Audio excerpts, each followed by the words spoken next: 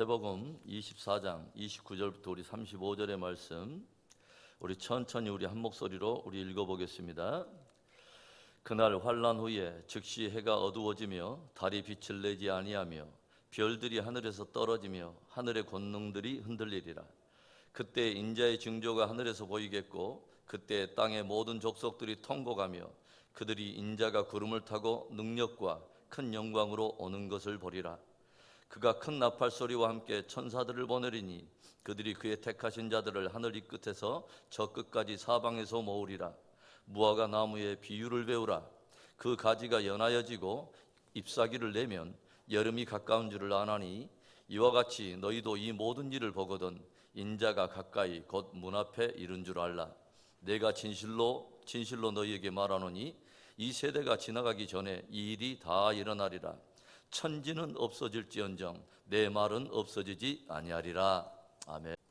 성경 신학자들이 종말을 이야기할 때 자주 사용하는 표현 하나가 있습니다. 이미 그러나 아직이라고 하는 표현입니다. 예수님의 초림으로 인해서 이미 종말은 시작되었다고 하는 거죠. 그러나 그 최고의 절정이라 할 수 있는 재림이 아직 이루어지지 않았기 때문에 이미 그러나 아직이라고 하는 것입니다. 그래서 우리는 이미와 아직 사이에 존재하고 있다는 사실을 깊이 깨닫고 매일 경건으로 우리가 깨어 있어서 그날을 준비하는 지혜가 있어야 하는 것입니다.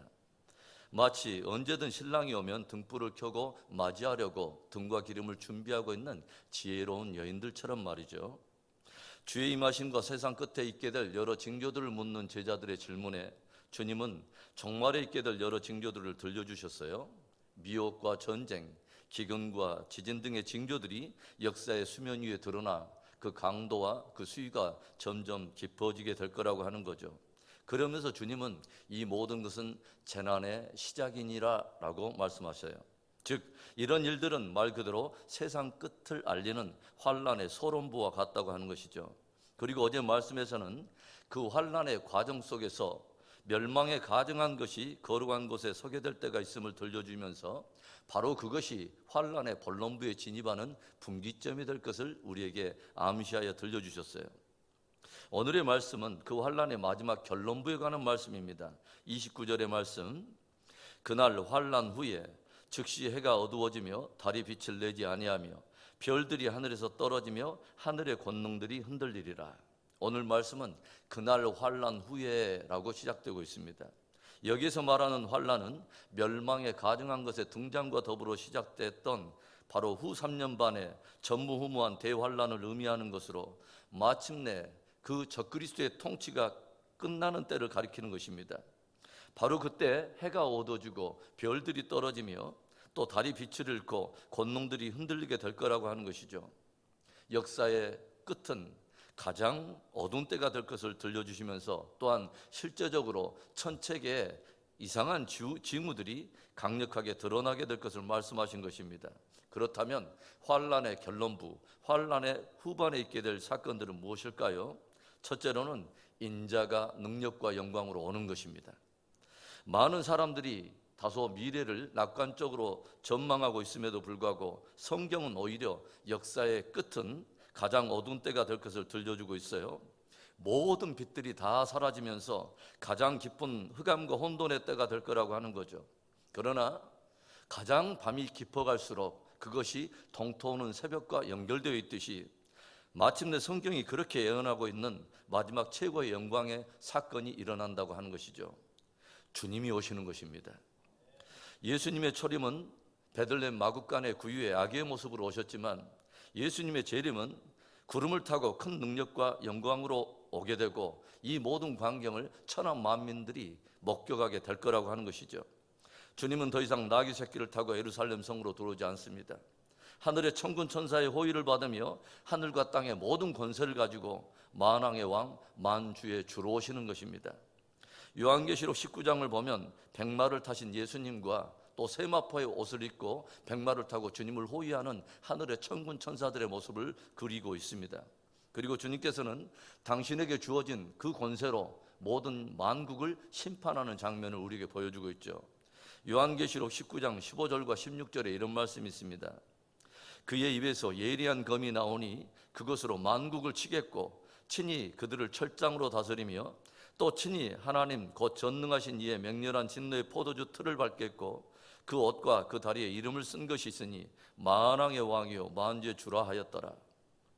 역사의 가장 어두웠던 순간들마다 항상 참 성도들이 붙들고 있었던 것은 주님의 재림에 대한 소망이었습니다.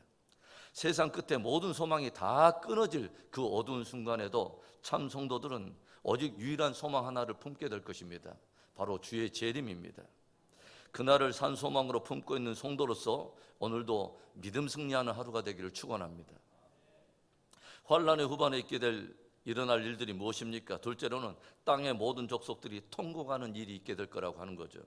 30절의 말씀, 그때 인자의 징조가 하늘에서 보이겠고 그때 땅의 모든 족속들이 통곡하며 그들이 인자가 구름을 타고 능력과 큰 영광으로 오는 것을 보리라. 주님께서는 대환란이 끝이 나면 당신이 영광 가운데 구름을 타고 오실 텐데 그 축복되고 영광된 사건이 오히려 많은 사람들에게 가장 두렵고도 비극적인 사건이 될 것을 경종하여 들려주시죠. 그때 땅의 족속들 가운데 통곡하는 이들이 많을 거라고 하는 것이죠. 왜 통곡하게 될까요? 하나님께서 복음을 믿어 구원을 얻을 수 있는 수많은 기회들을 주셨지만 그 기회들을 거부하고 거절함으로 이제는 주님의 심판으로 서게 될 자신의 운명을 직면하게 되었기 때문에 그렇습니다. 하나님께 수많은 주의 종들을 보내어 복음을 들려주시고 여러 사건들을 통해서 의미 있는 신호들로 저들의 마음을 두드리시는데 귀를 막고 마음을 강팍하게 하여 구원 얻을 마지막 기회들을 잃어버렸다고 하는 것이죠. 하나님께서 당신의 아들을 내어주시기까지 저들을 사랑하여 믿어 멸망치 않고 영생을 얻도록 저들에게 손을 내미시는데 하나님께로부터 온 복음과 그분의 진리를 믿지 않고 끝까지 그 하나님과 복음을 대적하더니 마침내 스스로 심판을 자초하게 되었다고 하는 것입니다. 그런 자신들 앞에 이제 주께서 친히 영광 가운데 강림하시는 모습을 보면서 심히 두려워하며 심판받을 자신들의 운명을 생각하며 이제 크게 애통하게 되고 있다고 하는 것이죠. 요한계시록에서도 이런 비슷한 말씀이 기록되어 있죠. 요한계시록 1장 7절에 보시면 볼지어다 그가 구름을 타고 오시리라. 각 사람의 눈이 그를 보겠고 그를 찌른 자들도 볼 것이요 땅에 있는 모든 족속이 그로 말미암아 애곡하리니 그러하리라. 아멘. 예수님께서 구름을 타고 하늘로 올리우신 그대로 주님은 다시 구름을 타고 이 땅 가운데 오시는데 바로 그때 그 주님의 강림하시는 그 영광의 모습을 모든 사람 각인의 눈이 볼 것이요 그를 찌른 자조차도 보게 될 거라고 하는 것입니다. 그리고 그의 강림하시는 모습에 모든 족속이 애곡하게 될 것을 들려주고 계십니다. 주님이 강림하실 그 영광스러운 사건이 가장 절망스럽고 두렵고 비극적인 사건이 된다면 그처럼 슬프고 두려운 일이 있을까요? 십자가 없이 공의의 하나님 앞에 서게 된다고 하는 그 사실을 바로 그제서야 깨닫게 된다면 얼마나 가슴 아프고 두려운 일이 될까요?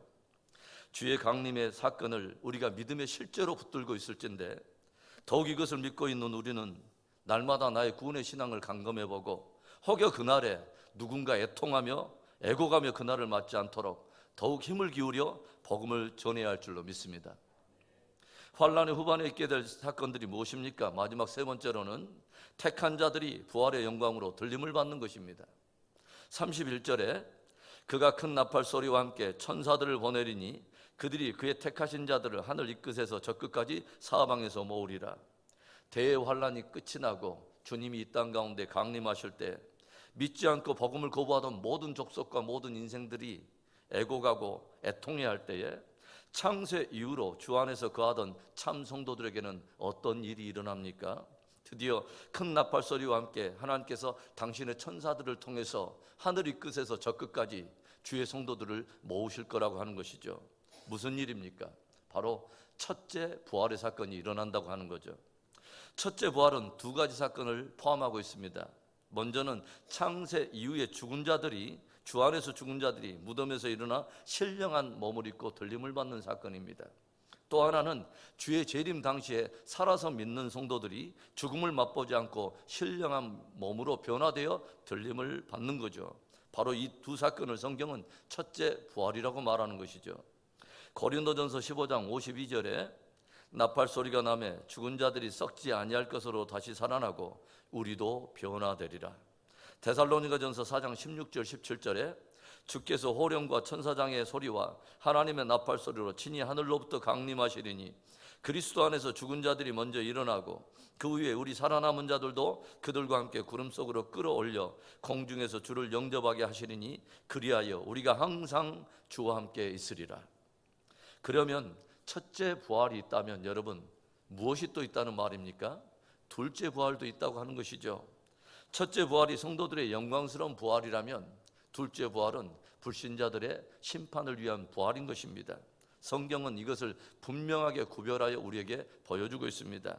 여러분, 오늘 주님은 무화과 나무의 가지가 연하여지고 잎사귀가 낼 때에 너희들이 여름이 가까운 것을 알듯이 주께서 들려준 여러 가지 의미 있는 징조들이 역사의 수면에 떠올라 그 강도와 수위가 깊어지면 역사의 마지막이 가까운 것을 알라고 말씀하세요. 그리고 주님은 천지가 없어져도 주께서 지금 우리 가운데 들려주고 계시는 이 말씀은 없어지지 않고 반드시 이루어질 것을 경종하여 들려주십니다. 여러분, 주님은 영광 중에 반드시 다시 오십니다. 그리고 그날에 어떤 이들은 애곡하게 될 것이며 어떤 이들은 기뻐 찬송하게 될 것입니다.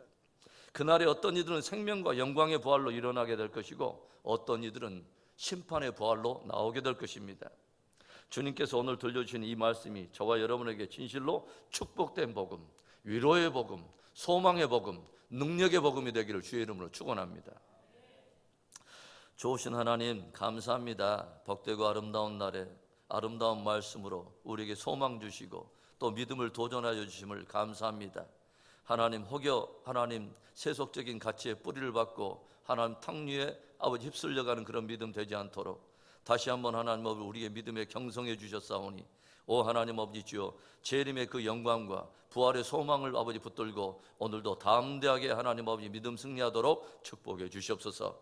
새벽에 하나님 이 예배에 참여한 모든 이들에게 성령의 충만함을 있게 하여 주시고 또 아버지 주여 이 말씀을 또 듣게 될 많은 영혼들이 다시 한번 아버지 재림에 대한 소망을 든든히 붙드는 귀한 아버지 주여 예배가 될 수 있도록 그 말씀이 되도록 축복해 주시옵소서.